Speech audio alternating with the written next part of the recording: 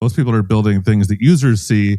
You're not even building the stuff that the engineers see. You're building the stuff that feeds the stuff that engineers see. So what excites you about this? We should have definitely talked about this in earlier. We might put this as the hook, right? Some people think it's boring. That would be a good hook. This is Cup of Go for some random day in July. I don't know it's what August 10th. Oh my gosh. Oh. Let me try that again.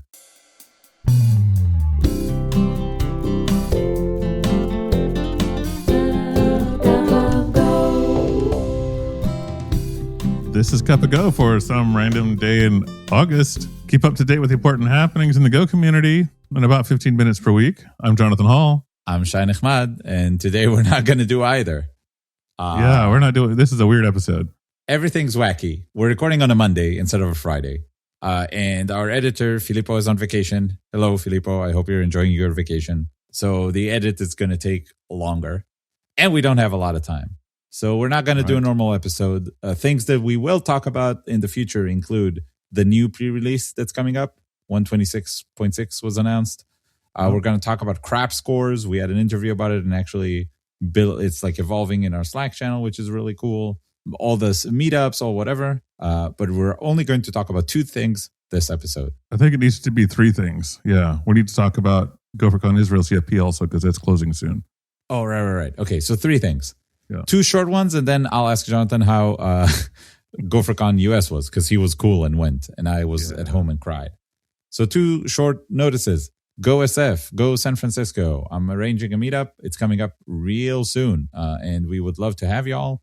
It's hosted by C1.ai, Conductor One, and it's in San Francisco, and it's going to be August 26th, coming up real soon. Sign up. And the second thing about GopherCon Israel, the call for papers has been extended.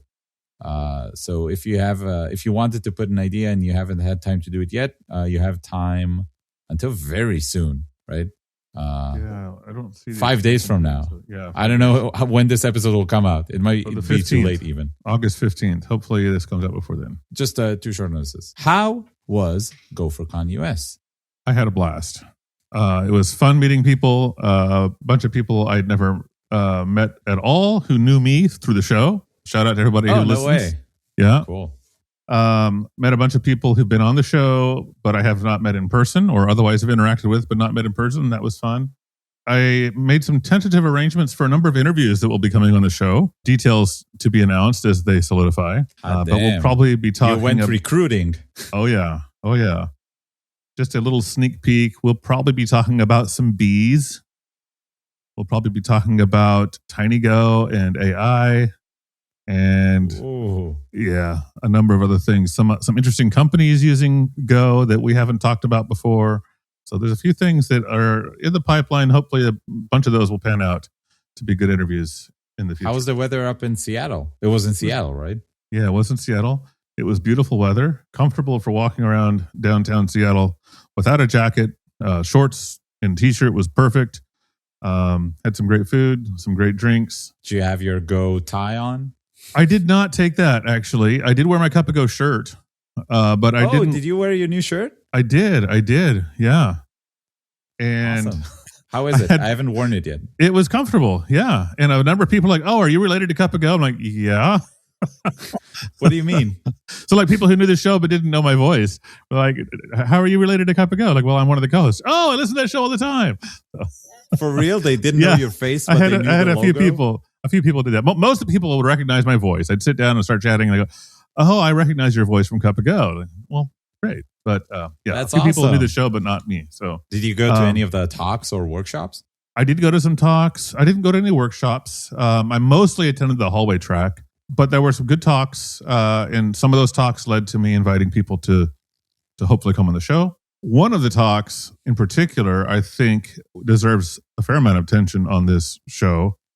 And that is the one from Austin, who talked about. I was worried it's going to be like a true crime podcast about our podcasts. No. So Austin had a proposal that we haven't talked about yet since we haven't done the show for a while. Or it's actually a discussion. It's not a proposal, but it's a discussion about a more robust proposal process. I've seen that. And I wanted to talk about it. And that was one of the opening talks at the conference was Austin talking about this proposal they've created or this discussion they've created and sort of going through it. And so I'm hopeful that we can get Austin on the show to talk about it too. I haven't reached out to them yet, but I intend to. But we can certainly, when we have time, I don't know if that's today or another time, but we can go through some of this and talk about it on the show. In high level, his proposal is the backlog is growing too fast and the priority isn't very clear. So maybe let's create like a better process for managing the backlog. Right. So it's not like an overhaul. We've talked about the proposal process both directly and indirectly on the show many times, right? It's not really an overhaul of that as so much as like a streamlining and adding abilities to make things get lost less often and some more community feedback. I'm down. I don't know. I feel like my very small contributions to the proposal process have not been very thoughtful on my end. Usually I'm more of a watcher. I like look at these things. You're an actual contributor. You've fixed a line of documentation or something. Yeah, right, exactly. But it always feels like, the issue is like at some level of quality. If it gets like, maybe 4 or 5 interested people, it goes very well. If it gets more than 20 interested people, just no way it's ever going to get close until one of the maintainers is like, okay, this is what we're doing. Stop bike shedding about everything.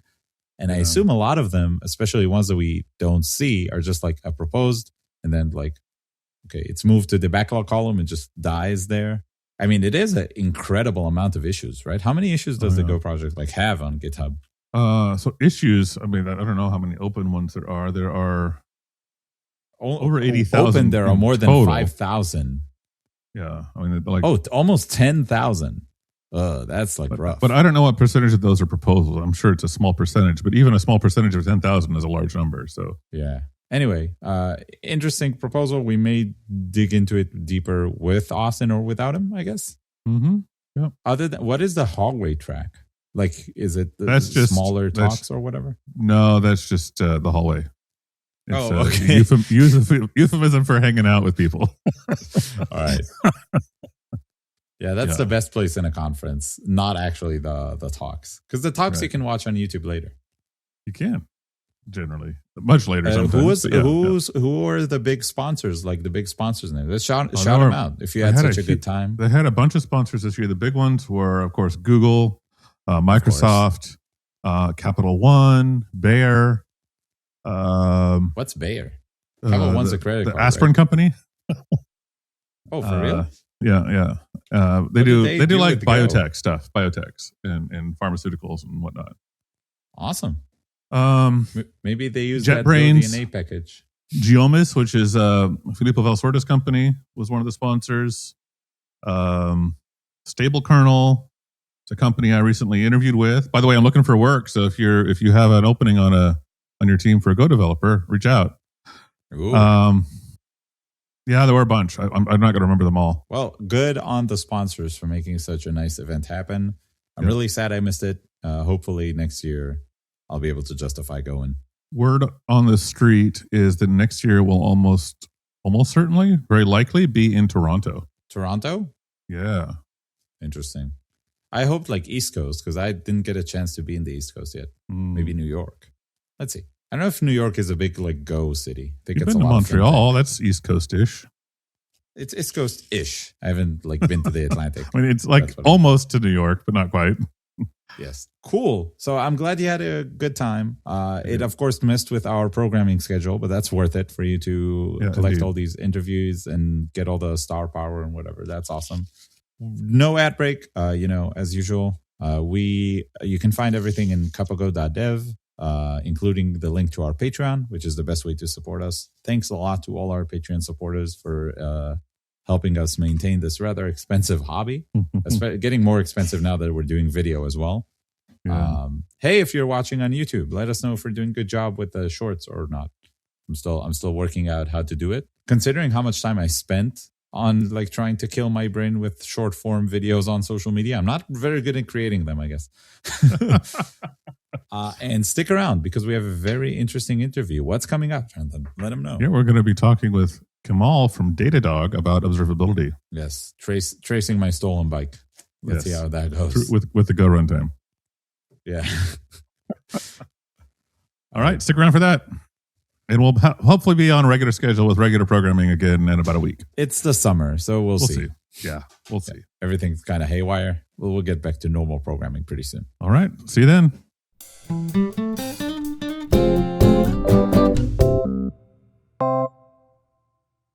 Jonathan. Hi, Shai. What's up? I'm into a really serious detective case right now. Really? What are you solving? Yes. Someone stole my bike in San Francisco. It's really bad. Yeah. If only I could like trace it. If only could someone help me trace things. Oh, hi, Kemal. Hello. It's maybe the worst. Maybe the worst jokes we've had. I'm sorry. We get worse all the time. We're just trying to see how low we can go.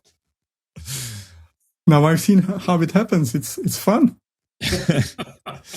Well, the joke is, the best jokes are explained. That tracing is something you do with eBPF, and Kemal is here to talk about that. How about you introduce yourself to our beautiful listeners? Yep. My name is Kemal Akkoyun. I'm originally from Turkey, but I'm living in Germany, Berlin now.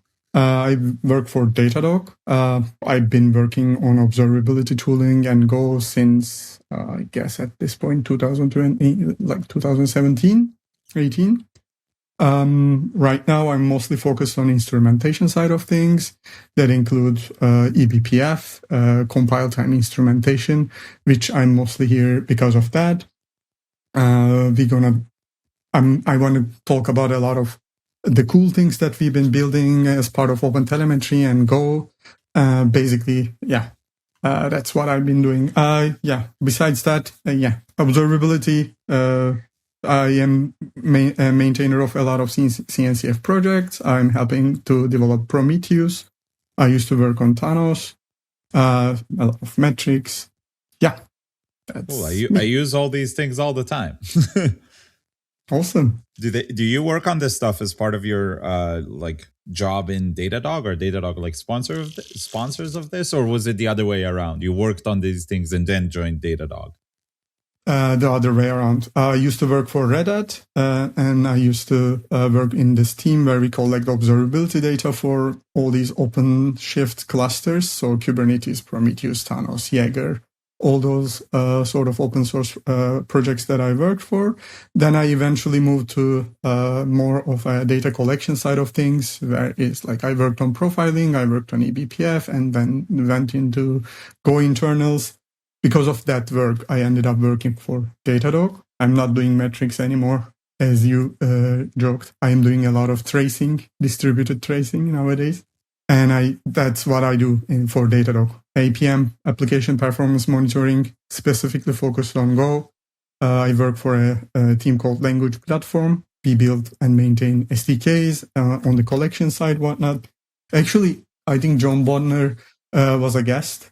He used to work for this team. So I'm trying to fill in his shoes. And a lot of things that we talk about, he actually started. Yeah, and our guests. I wouldn't even remember. I think specifically John might have been an interview that Jonathan did. You did it on your own, right? I was like sick or something. You weren't able to make it that week for some reason. Somehow all the good interviews happen when I'm not here. I don't know. Oh, is this a bad interview then? Oh no. Well, let's see how it goes. So not sponsored yet. I don't know if Datadog will sponsor us. That will be freaking awesome. But APM is a really good product. Really, really good product. Like, I don't know how many of our listeners know of these things. I sort of assume it as basic knowledge just because I've been working in distributed systems for so many years.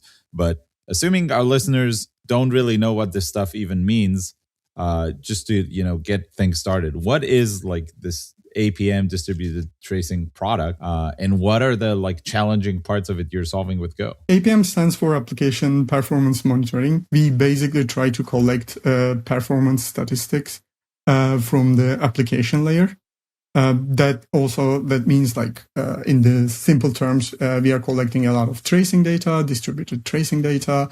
When we said tracing is basically you have an application, there's a request, it started here, it ended here, you spent that much time on this function or in this service, when we call the distributed system. And then you can just drill down and see, okay, like I'm actually spending a lot of time, let's say 30% of this request in this like microservice, and I need to maybe dive deeper. This shouldn't be supposed to be like that. And then you can also associate this data with a lot of other signals, with your logs, with your other metrics, your infrastructure metrics, whatnot. You can also attach profiling data to this and get the nitty-gritty details of your process and check where you can optimize, whatnot. So that's the gist of it. And yeah, we also provide basic health metrics. We call them red metrics for online services, which is like request rate, error rate, and the duration. How does what you do differ from or expand on what things like pprof do sort of out of the box? Yeah. pprof is just is for profiling, and profiling signals is about actually like collecting the resource usages of a process, right? It's not request bound. You are basically how pprof works. It gives signals to Go runtime, and each let's say that every second like collect me 10 times of like snapshot of what CPU does, right? It's just the stack traces associated to the CPU usage, or you can associate that to memory usage allocations or like the lock contention or whatnot. That is profiling, but the tracing is mostly request-based, right? You got an HTTP request, you got a gRPC request, and now we call this is like transactional. So you have a transaction, and within that transaction, you are trying to gather, like, what are you doing? You are trying to get the timings of that data. And the nice part of this, you can also like attach a metric profile to this. So while you are handling this request, this was what's going on in your CPU or in memory. And then you can, using that data, find out the bottlenecks of your service, like detect where to optimize, where not to optimize. All right, so let's trace back to the beginning of this conversation. Yes, after all the technical difficulties. Yes. We compared pprof to this like distributed tracing thing. I'm also interested, you mentioned, you had to go into like the internals of Go. I mean, Datadog, for listeners who don't know, it's like a huge company, right? You have the biggest customers and like whatever, maybe you're the leader in this industry. I don't know. I assume you are. So what sort of like Go internal challenges did you have to go into to solve all this stuff? Yeah.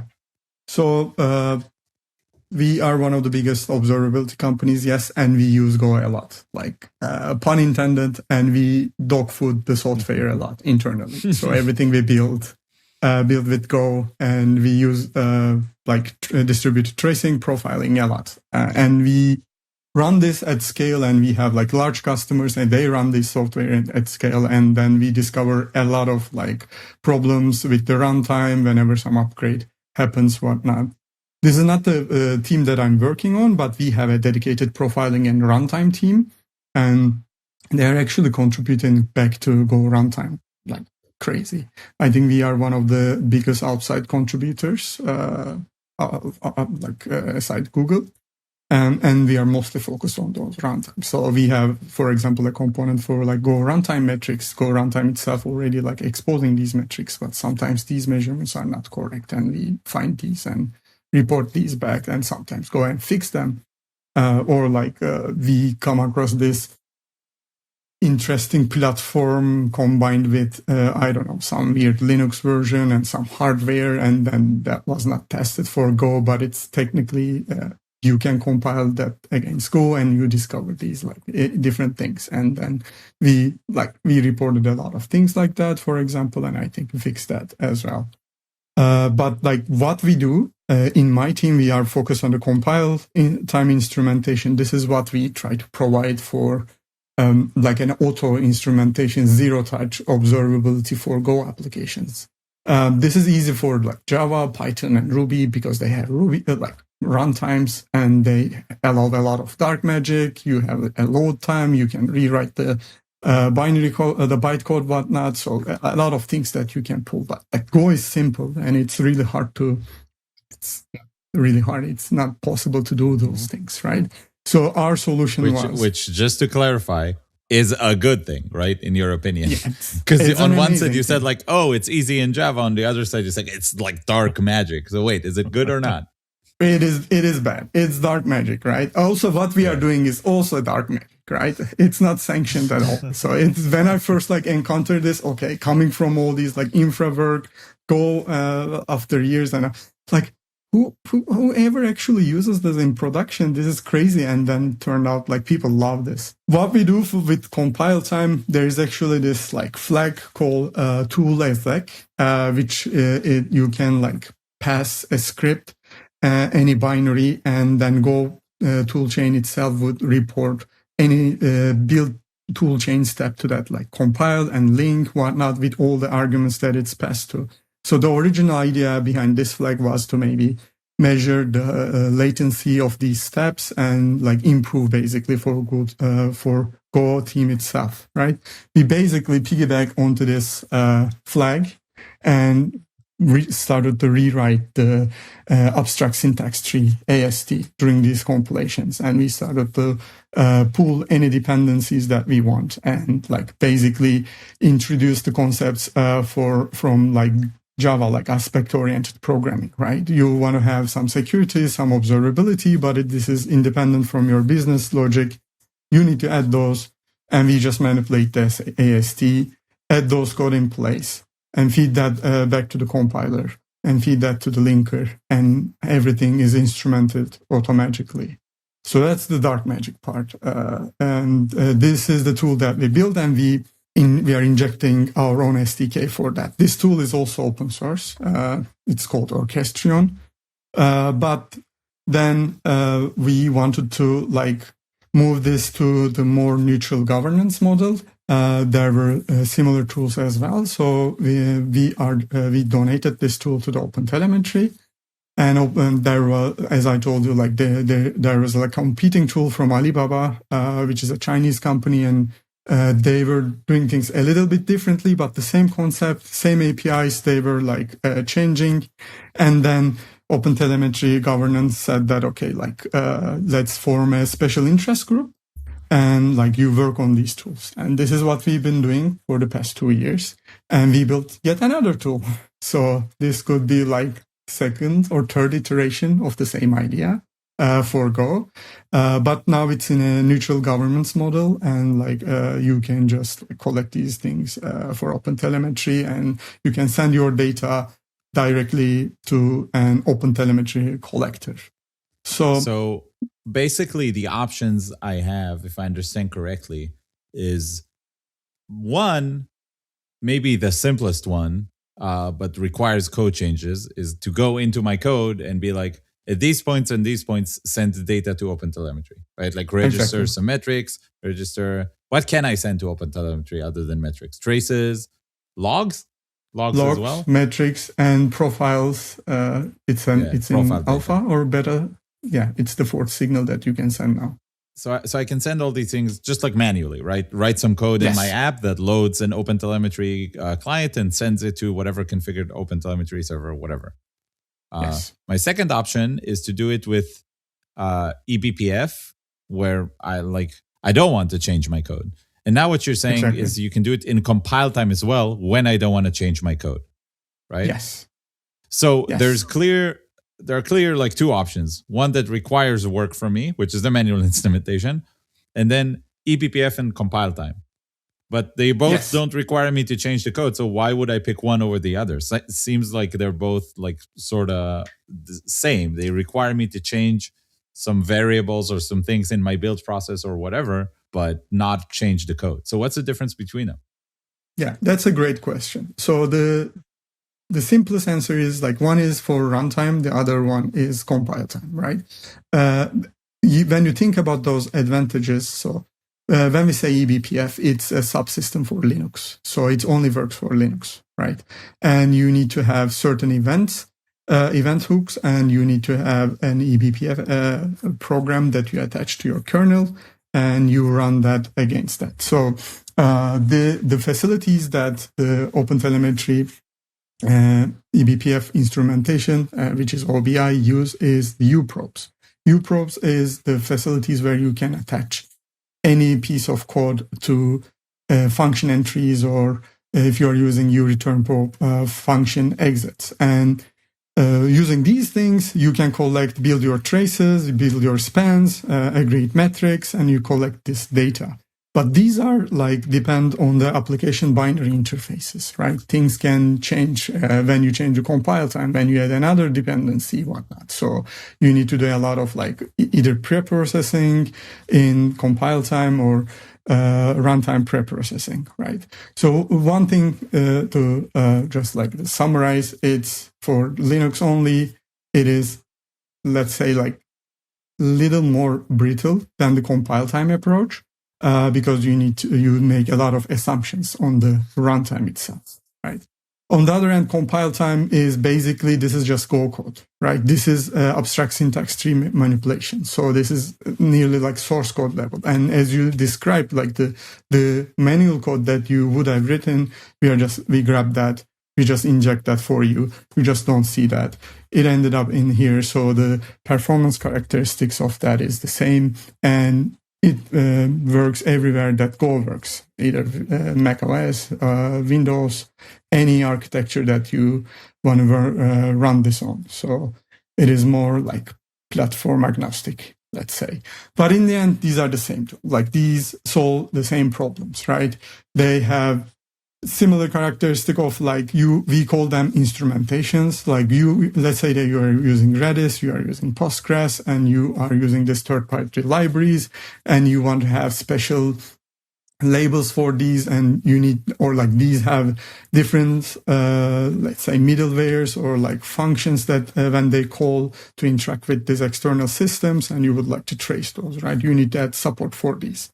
You need to add specific code to handle all these third-party integrations, either in eBPF or in the AST for Go compile time. So similar things, similar projects, just the biggest difference is runtime versus compile time. If you want to get into nitty-gritty details, that someone the eBPF programs needs to work in the kernel space. So if you're running this in a Kubernetes cluster, let's say that you need a daemon set and you need to assign certain capabilities to that daemon set, or if it's running on a host, you need to give some privileged access. Whatnot. Maybe you don't like that. Maybe you don't want to give. You have a different security posture, and you don't want to give those capabilities to this third-party agent. Then this is a different story. Also, what the compile time instrumentation does, it's the blast radius is just a single service, the service that you instrument for Go. So if something goes wrong for whatever reason, because this is the code that you are running, and if you introduce, let's say, some performance overhead, it is just within that service. But if something goes wrong for those eBPF programs, then you could take down to a whole host, right? But these are just the edge cases. This is not something you would face your day-to-day, right? It's really hard to saturate. Yeah, just to give some examples. Different trade-offs in the end, pros and cons. You should decide which one to use. I think, I don't know, you tell me what you think, Jonathan, but always when I look at these things and it's just one magic solution at compile time or eBPF or whatever, and one where I can just add a few lines of code and I sort of know what's happening, I tend to prefer manual instrumentation, even though it's more work and ostensibly from what you're explaining, not actually better. You might miss some cases or whatever. What do you think? One thing I can add, I think, sort of interject, I forget to mention that eBPF one works for multiple languages, right? If you have something more than Go in your mix, if you have a heterogeneous services. Why would you have something more than Go? This is the Cup of Go podcast. What are you talking about? Some people, some crazy people, they prefer to use multiple languages in their system. So then that Seinfeld shines thing. There. I don't have any problem with it. Some of my best friends use. Exactly.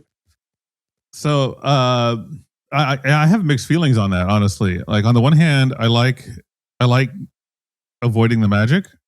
So I like doing it manually. On the other hand, I know that it's really a chore to manually add the telemetry you care about. So I don't know. Maybe the answer is just don't do observability. Just skip it all.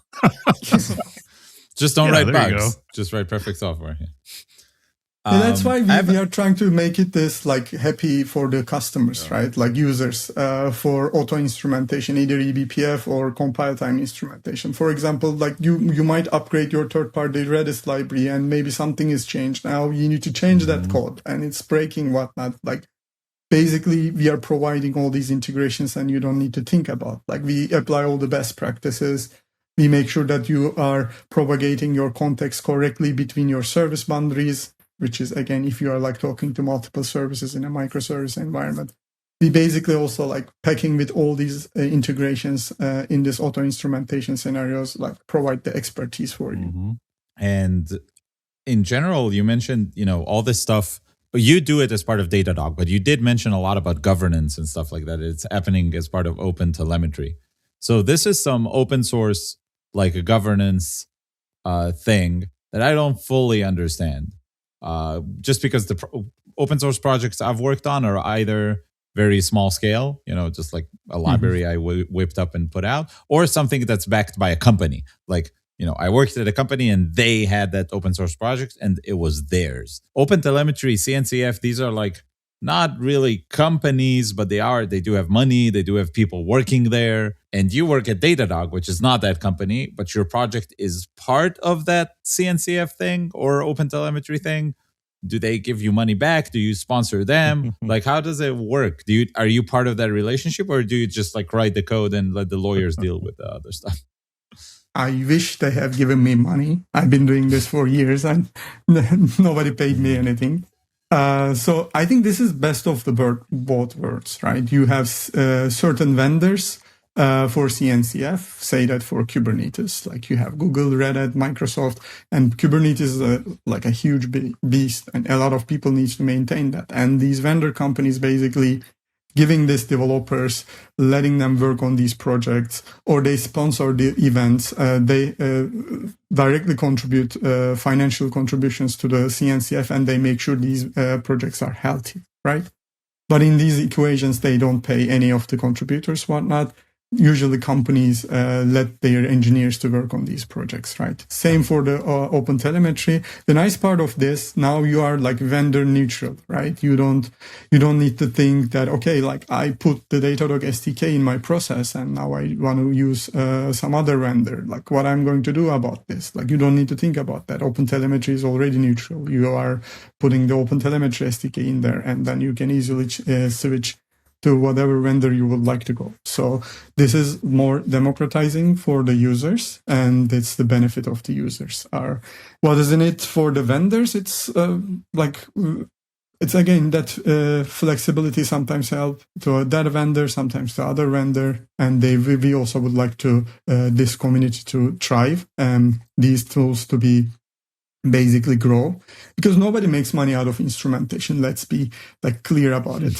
So services and people pay for the services. Nobody pays for the instrumentation or the data collection, but it's the hard engineering part and someone needs to do that. So I'm like super happy that like open telemetry and CNCF exist and my company allow me to work on these open source projects. And I think there's a question that always comes up with open source projects, right, Jonathan? Whenever we mention one, people are like, how do we join? How do we get started or whatever?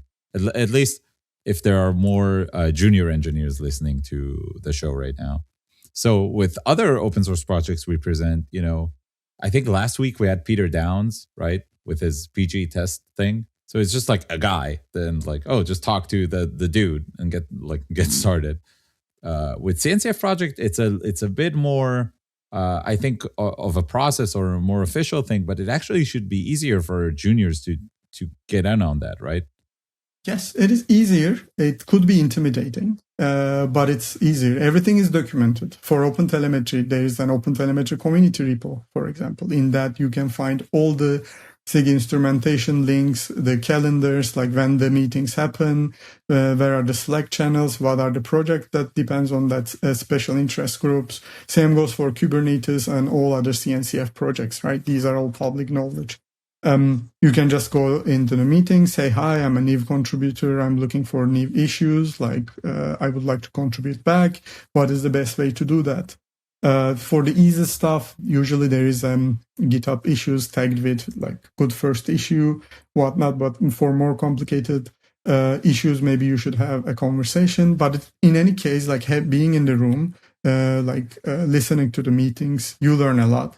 There are a lot of like open source veterans out there, like contributing the special interest groups. Basically, this is free education. As an extension to that, LFX Linux Software Foundation, which is the parent foundation of like a CNCF Cloud Native Foundation, there are mentorship programs. And Google Summer of Code, for example, is a joint effort with CNCF and Google. I guess there's LFX mentorship programs. And if you are like fresh out of college or like if you are already in college, you can apply for these programs. And for 3 months, like there are mentors, or depends on the SIGs and the projects, they help you out to cut your teeth in the open source and all these projects. And my in this context, you would be like a Google open source Summer of Code, whatever mentor, right? Yes, exactly. I did it several times. I did this for LFX several times. I'm already doing it. Like currently, I'm doing it for this Go compile time instrumentation. We have an LFX mentee. And like for 3 months over the summer, we are working on a big project together. Like they learn everything to writing like RFCs, requests for like comments, project proposals, like how to engage with the community, how to contribute back, everything. That's also another way to you contribute back. Maybe you are not contributing already as SIG. Maybe you are already like experienced, but you know how to do mentorship, for example. You can join these SIGs and like basically donate your time to help the others. Did you ever get a chance to mess around with these open source programs, Jonathan? Not like that. No, I haven't. I had a Google Summer of Code like mentorship position when I was working on this thing called Infection Monkey. This was like 2019 or something like that. It was very interesting because like they pay the same for all the interns. So it sort of biases itself because it's not a lot of money. It biases itself towards countries where the same amount is a lot of money. And people like would try really hard and you would get like incredibly bright engineers. So it's a pretty funny program in that regard. I don't know if they changed it because this was like 7 years ago, but you get this like the best engineers from like rural India and then like very mediocre engineers from the United States. Like, of course I'd rather, and they're all of them are like juniors just starting fresh out of college. Like, well, of course, I know who I'm going to pick. I'm going to pick the really bright, like hardworking ones. And for them, it's like, you know, like a full salary. But yeah, I used to do that. It was a really good program. I didn't know that CNCF, like these sorts of projects work for it as well. I don't know about the recent changes of like Google Summer of Code, but for LFX, for example, the stipends amount changed recently and it's like adjusted to the inflation of the country, whatnot. So it's not like a flat amount anymore. Okay. I guess it's more like democratic right now. But we get a lot of applications from certain countries compared to others. I guess it's more competitive and people see this as an opportunity to like be better in the job market, whatnot. No, it's a great opportunity. But even I think if you're not part of these programs, that Jonathan, you can for sure say because you've done a ton of open source, starting to hack on these projects like all on your own can be intimidating. But now if you have like a little bit of a community, like a Discord or a Slack or a whatever, it can make it a lot easier. You can just hop in and be like, hey, I'm thinking about getting started. Maybe try to use it a little thing. I don't know. So I have a question, a very different question. I probably should have asked this question at the beginning of the interview, but I didn't think of it till now. Because I think this is the kind of question that I'm imagining that our audience falls into two general camps. Those who think observability is boring and probably aren't listening anymore. And those who think observability is really, really interesting, or it's an enabler, it's something, that's sort of the camp I'm in. Like, as a consumer of observability tools to enable me to be more effective. But you're one level deeper than that. You're building these observability tools, and I'm curious to hear what excites you about that, because you clearly are passionate about this topic.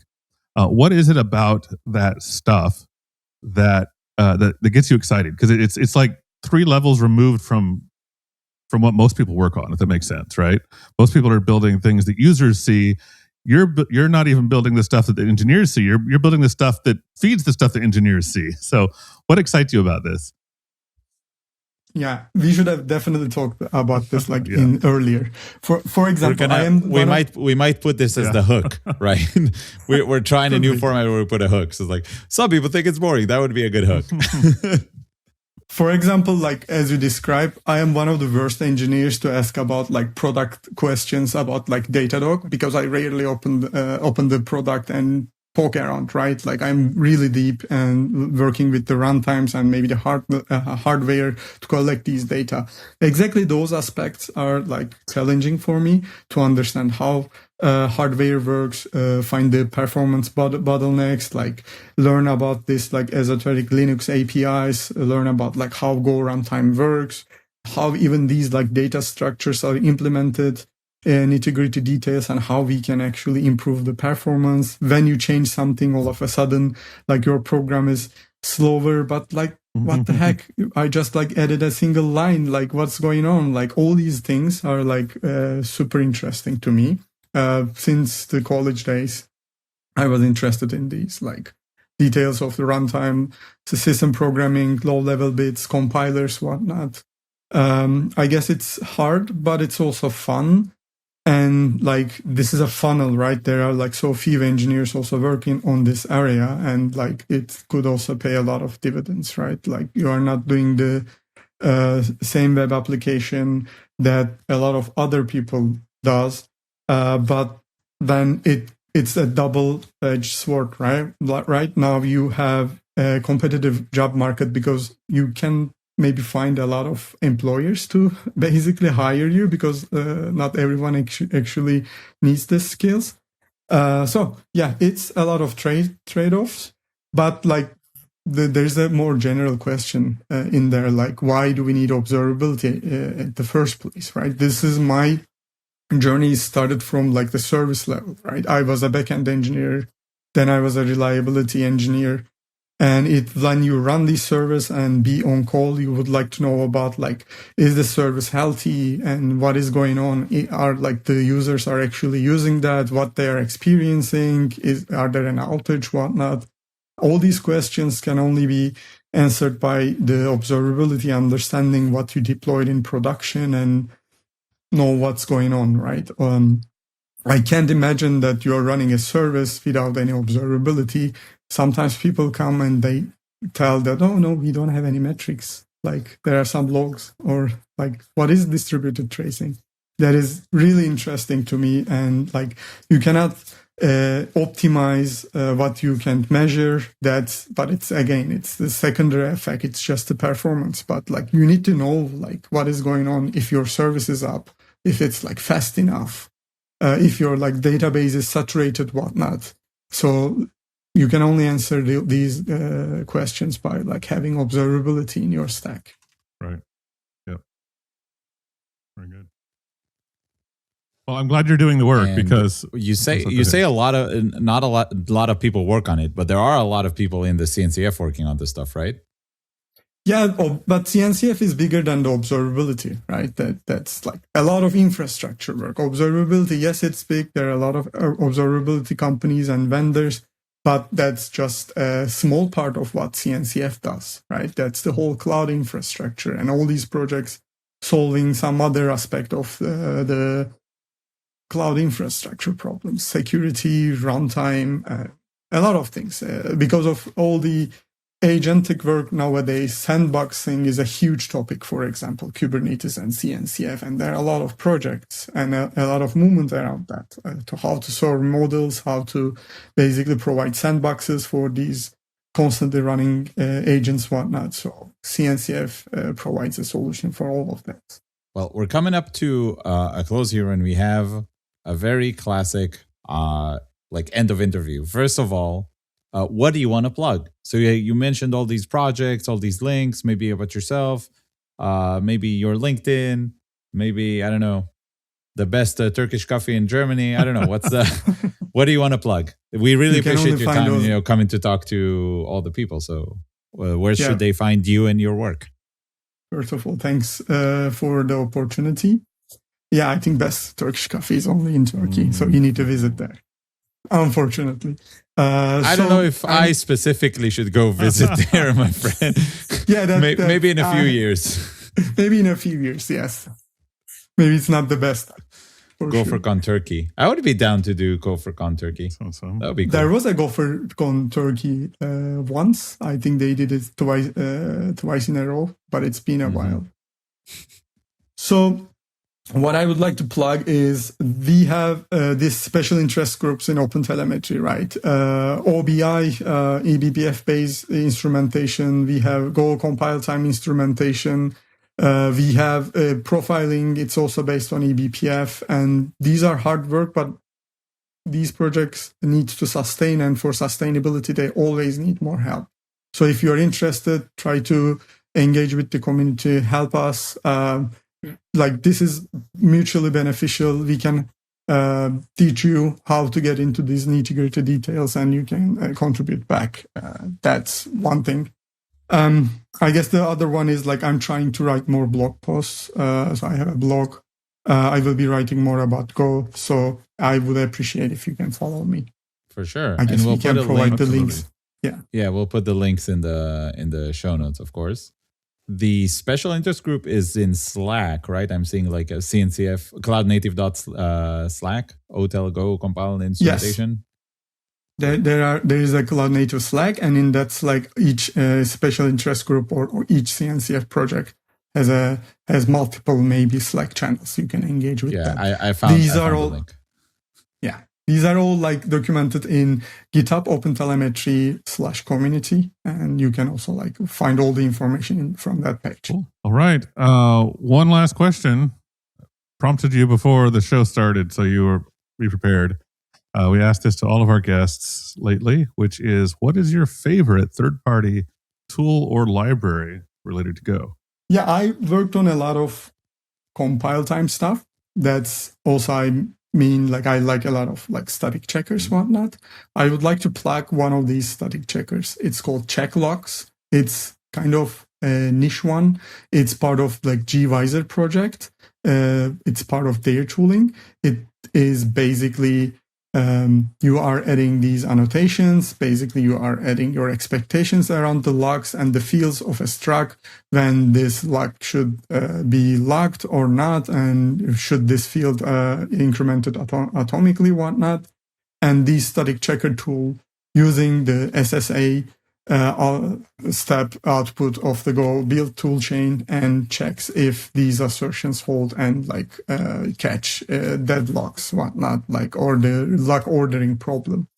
This is not something that would you reach out for or day to day, I guess. But if you are using a lot of logs, if you have a complex code base, and if you want to provide some static assertions, this is an amazing tool. Very cool. Cool. Wouldn't the race detector do that? Oh, that's on test time. You're saying it's compile time.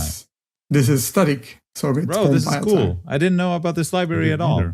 What the hell? This is very unknown. I guess this is also written by a core Go team member that used to work for gvisor. So maybe it should be part of GoVet. I don't know. Maybe they have a reason for this, but maybe it will someday. I will check this out. Interesting. I love it. gvisor. Cool. Yeah.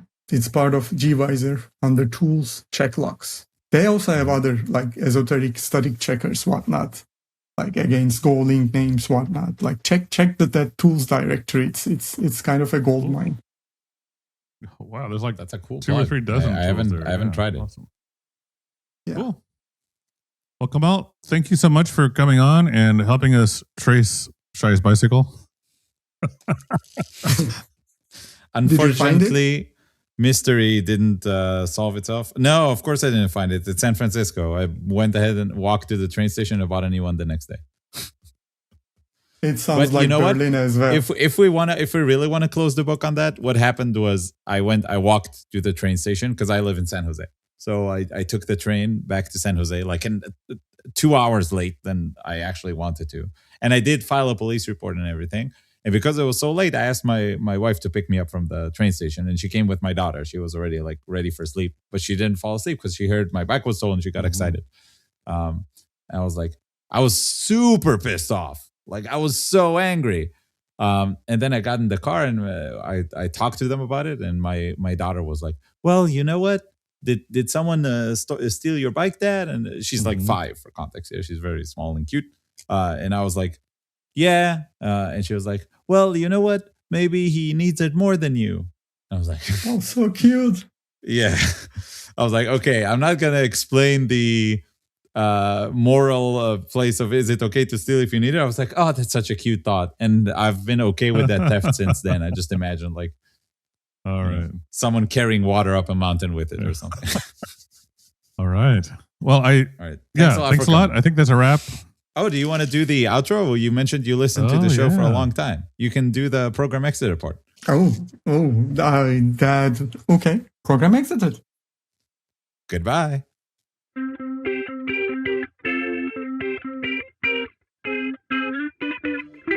Program exited. Goodbye.